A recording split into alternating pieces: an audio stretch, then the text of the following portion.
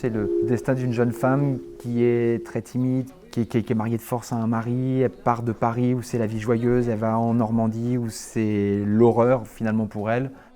Et la forme de la nouvelle était très belle parce que c'est une forme cyclique.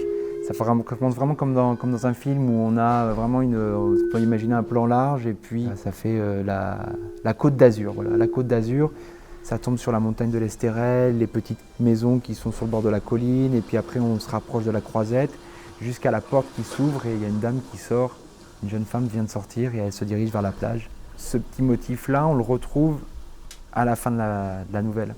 Et on passe par un grand flashback. Donc on connaît la fin, mais on apprend pourquoi elle va mourir. Elle n'est pas heureuse de mourir, elle va mourir, mais elle est heureuse. Ok, ah, ça t'arrange? Tu veux qu'on fasse le curé? Mais bien chère sœur. Oui, c'est bien. Dans Première Neige, on est vraiment dans une mise en abîme où c'est les comédiens qui accueillent le spectateur et qui présentent au spectateur d'où ça vient et qui disent pourquoi est-ce qu'on en est venu à faire cette nouvelle, à l'adapter en radio. Mais c'est les comédiens un peu personnages. En fait, on joue des personnages de comédiens. Et après, ils vont se mettre en scène, eux, en interprétant la jeune fille de Première Neige, Henri de Parville, le curé, les parents. On a inventé d'autres personnages pour étoffer la nouvelle. Et en fait, là, ça a été très joli ce travail parce qu'en fait, ça a été un travail de développement. Parce que Maupassant, il a quand même un art assez particulier où il arrive à mettre beaucoup de choses dans des petits motifs. Tout un monde en 2-3 phrases. Et en fait, tout le truc, ça a été de développer les phrases. Donc voilà, ça a été ce genre de petites choses, là, de petits motifs, du coup, qu'on a développé aussi pour le curé.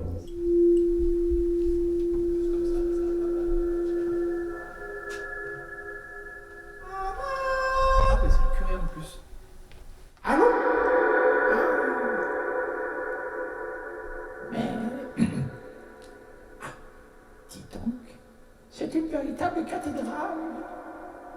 Mais bien chère sœur, mais bien cher frère. In nomine Patris et Filii Spiritus Sanctis. Oui! Oh, ça c'est un bon oui, Henri. Jocelyn. Les objets nous servent de bruitage essentiellement, et Jocelyn, il mixe en direct.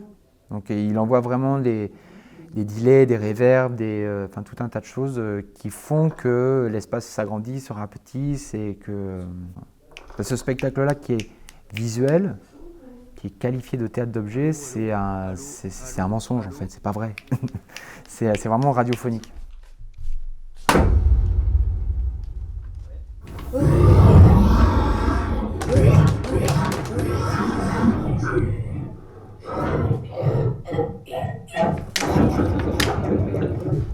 Faut pas que je m'approche trop.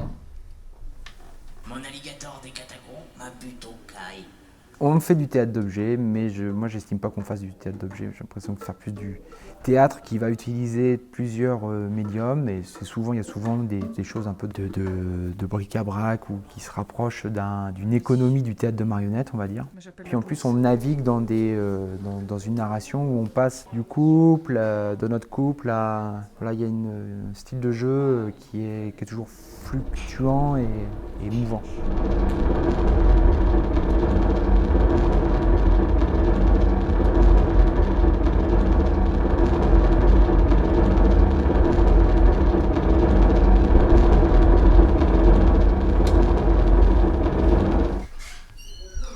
La recherche, elle était vraiment radiophonique et cinématographique, tu sais, dans le montage, de faire un montage comme si on faisait une dramatique et que ce soit du son. Et je pense que là, par contre, ça joue vraiment sur les comédiens, au moment où tu t'effaces, tu arrives dans la lumière, tu t'effaces, tu joues sur ta propre coulisse, quoi. Tu crées ta propre coulisse en tant que comédien. Jeu hors jeu, des choses comme ça.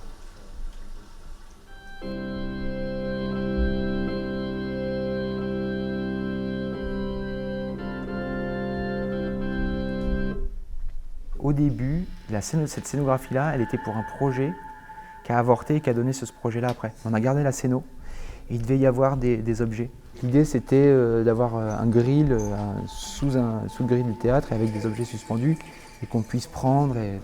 On a gardé cette chose-là et on s'est mis dessous et en fait ça nous a apporté un matériel d'écriture assez fort, la Scéno, parce que c'est un couple qui ne peut pas avoir d'enfants et qui accueille le public et qui dit voilà, on n'a pas pu avoir d'enfants. En fait, petit à petit, il tombe sur cette nouvelle. Et cette nouvelle, il y a ce moment-là où elle dit qu'elle ne peut pas avoir d'enfants, elle aussi. C'est là où c'était extraordinaire, c'est que du coup cette suspension, ça rappelait le mobile du bébé qu'on met au-dessus d'un berceau. Et petit à petit, en fait, c'est ça qu'ils disent, on s'est mis à raconter cette nouvelle comme on pouvait. C'est ça qui nous a tenus ensemble. C'est ça qui a fait qu'on a continué à s'aimer. On s'est complètement isolés, avec notre voisin donc, qui est là, c'est Jocelyn, donc, dans la pièce s'appelle Roland, qui habitait juste en face de chez eux, qui était musicien. Donc il venait les sonoriser aussi. Et du coup, ils ont monté ce truc-là et qu'ils ont décidé d'en faire un théâtre et qu'ils sont partis. Ils sont sur les routes et la morale, un peu cucu, mais totalement assumée parce que l'art peut sauver des vies et doit sauver des vies ou pouvoir aider à mieux vivre. Et c'est ça qu'ils font et c'est pour ça qu'ils veulent, c'est pour ça qu'ils continuent, qu'ils font ce spectacle maintenant.